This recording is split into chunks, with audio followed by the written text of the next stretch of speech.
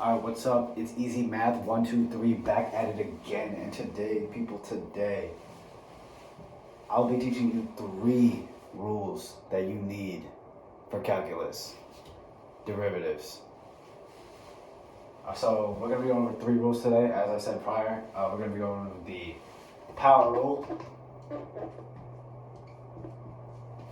the product rule,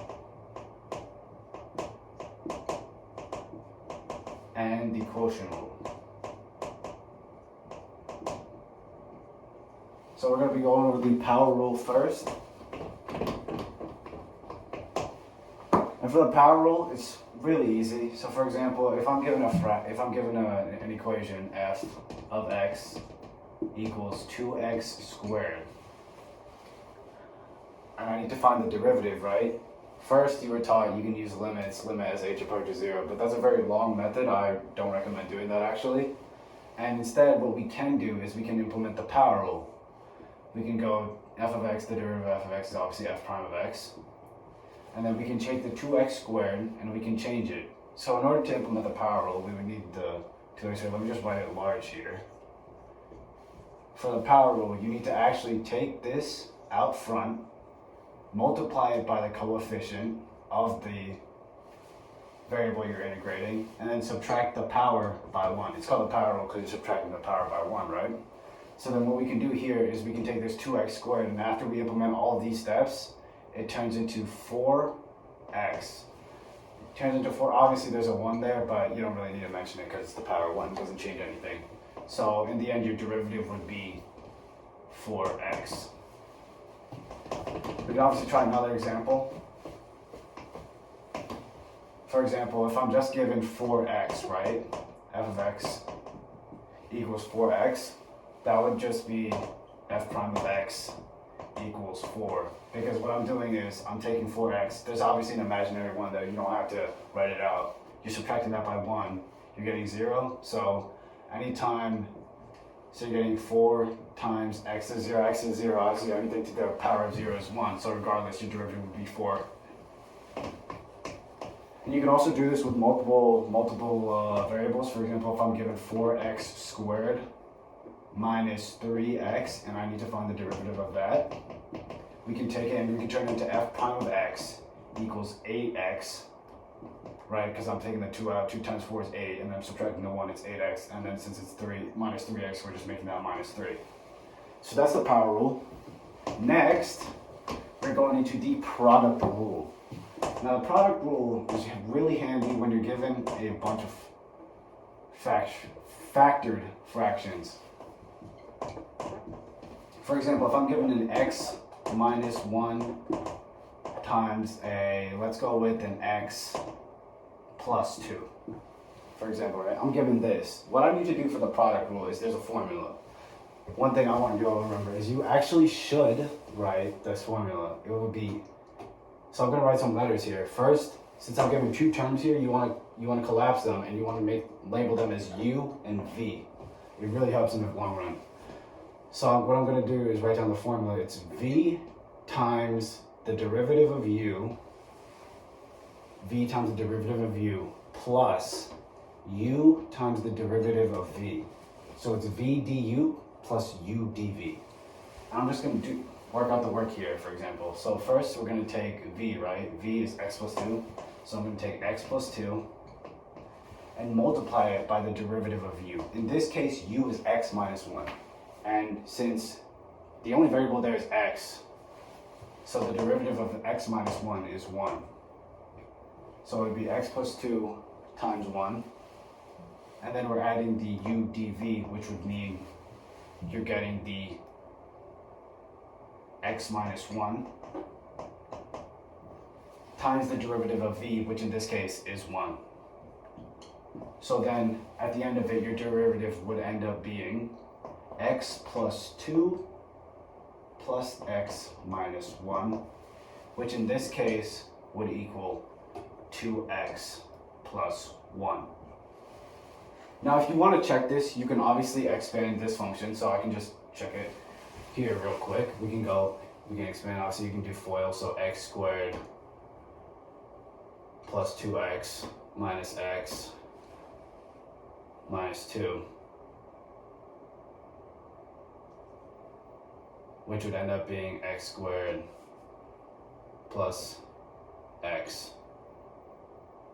which would in turn change your derivative to 2x plus 1, because the coefficient of x is 1, and once you take the derivative of an x without a power, you're left with 1.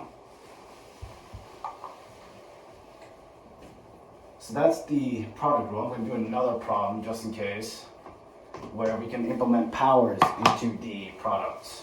For example, if I'm given an x cubed plus 4 times a, let's go with a x squared plus 5.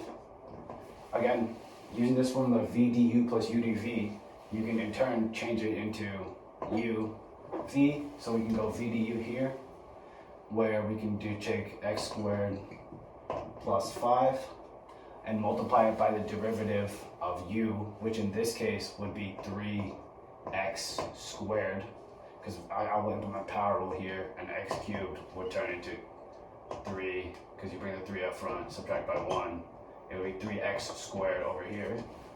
So you would in turn get x squared plus 5 times 3x squared plus u dv, which in this case would be x cubed plus 4 times the derivative of v, which in this case is 2x, and then you would obviously multiply out the problem here, and you would get 3x to the 4th plus 15x squared plus 2x to the 4th plus 8x.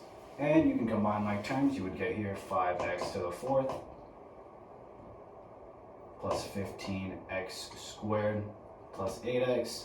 And if your teacher wants it simplified, you can factor out 8 as well, an x, and you would get 5x cubed plus 15x plus 8. And that would be your derivative. Using the product rule, when you're given two products like this, you should obviously substitute u and v, and then you can just implement the formula like that. Super easy. Next, we can move on to probably the more annoying rule, quotient rule. Same process, it's just division. Division isn't really fun. Quotient rule. So for quotient rule, you're using the same process with the VDU plus UDV, except in this case, not VDU plus UDV, you're actually just using the U and the V in this case. So for example, if I'm given a fraction, for example, let's go x plus 1 over x plus 2, right? And I'm trying to find the derivative of that. I would end up taking this formula here, which is V du, so V times the derivative of U, minus U dV all over V squared. So with this formula, we can end up taking it's always going to be the numerator of your fraction is U and the denominator of the fraction is V, always. So what I'm going to do is I'm going to implement this formula, and then we can get the derivative from that super easily.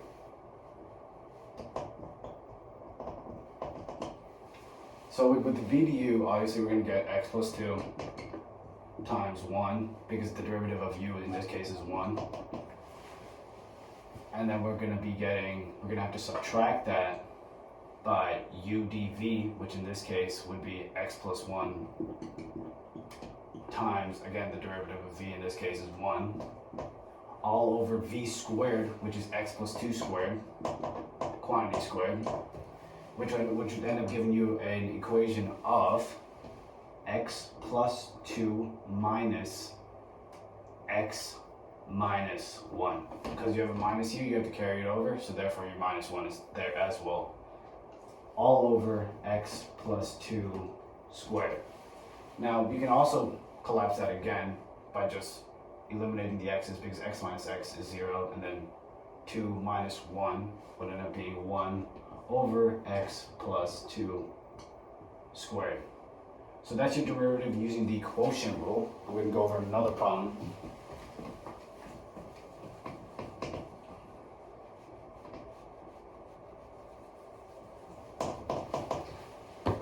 We will be using more powers in this one, so let's go with an x squared plus 4 over, let's go with x cubed plus 3x. So a little more intricate with this one. So we can still do the same thing. Make this u, make this v. And then we do implement the formula again. It's going to be v du, so x cubed plus 3x times the derivative of u in this case, which is 2x, minus u dv. So we're taking the numerator, it would be x squared plus 4 times the derivative of v, which in this case, using both power rule, you would get 3x squared plus 3 all over v squared again, so you're getting x cubed plus 3x quantity squared.